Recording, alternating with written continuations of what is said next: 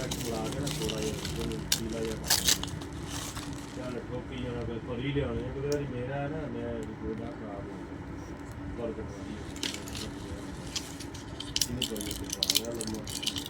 ਇਹਦਾ ਤੁਰਿਆ ਜਾਵੇ ਤੇ ਭਾਰ ਗੱਡੀ ਕੇ ਪੱਕੀ ਹੈ ਮੈਂ ਕਿਹਾ ਵੀ ਤੀਸਰੀ ਨੂੰ ਮਸਲਾ ਕੀ ਹੈ ਮੈਂ ਪੰਜ ਟੀਕੇ ਲਾਤੇ ਮੈਂ ਕਹਾਂ ਤੂੰ ਮੈਨੂੰ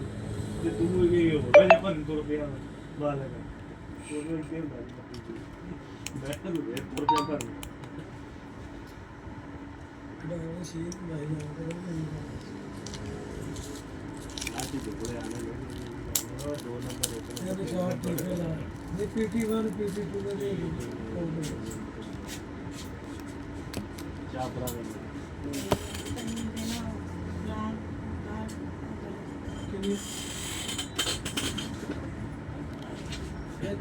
पता नहीं ऐसे ही वजह तो अल्लाह ताला बात सारी न लगे